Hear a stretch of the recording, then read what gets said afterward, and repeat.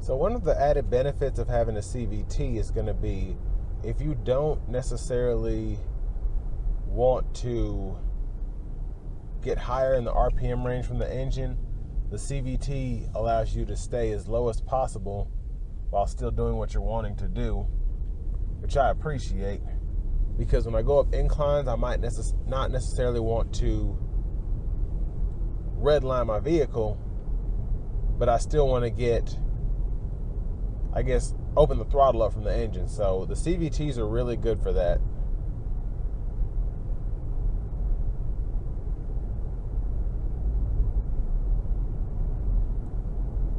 And overall, I've driven a couple Muranos, and I can just say this drives so well.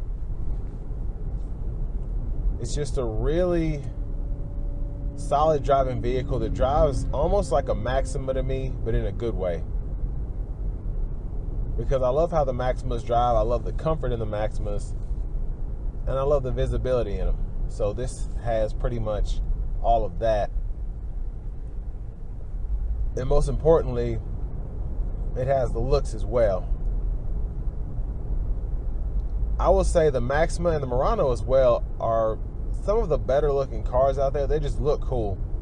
And that's probably one of the biggest reasons they sell like they do. Because there's really nothing special about the CVT. Most people who buy these don't know or care that it has a CVT. They just like that when you go or hit the gas pedal, you go, and that the vehicle looks good. And that's what makes these such good options for a lot of people. I'll give it a little throttle here.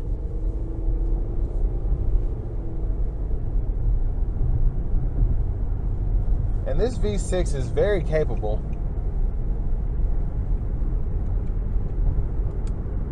We're going to put the intelligent cruise control on, and you can see it's already slowing me down as I try to speed up to keep that safe distance between myself and the vehicle in front of me.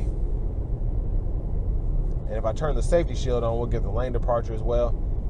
I do wish that the lane departure did more, because this one basically just tells me, hey, you're out of the lines. It doesn't bounce me back or anything. It just vibrates the steering wheel.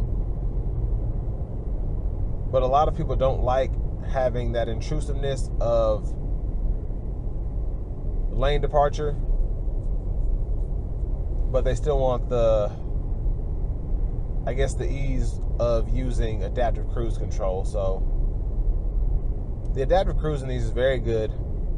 I would just want lane centering personally.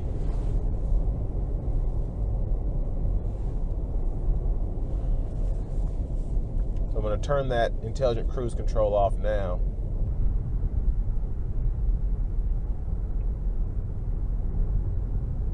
But I really just like how these drive. They drive so well, and the interior is so nice. It's not what I would expect from a Nissan, maybe an Infiniti, and it's nice that I get all of that in a Nissan Murano.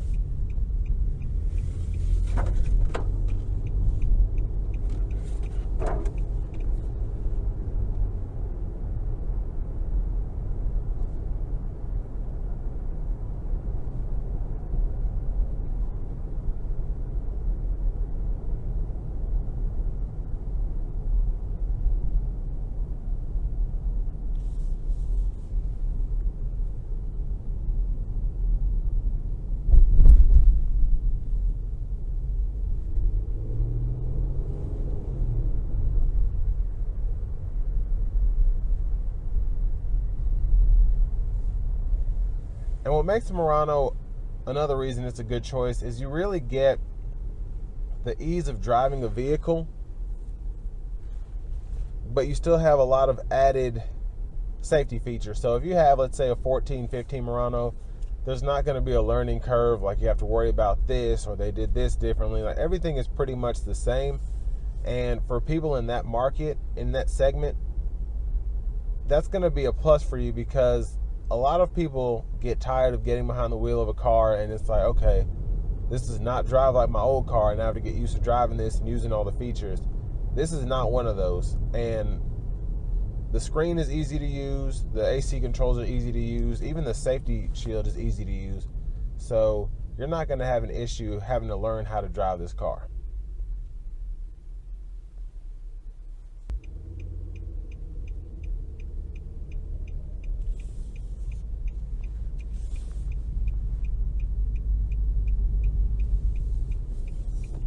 But like I said, solid vehicle, especially for the price point. If this is something that you're into, you like vehicles like this is going to be one of your better options. But I'll leave a link to the vehicle below. I want to give a huge shout out to Nissan of Cool Springs for allowing me to review it today. And this is going to bring me an end to my review of the 2023 Nissan Murano Platinum.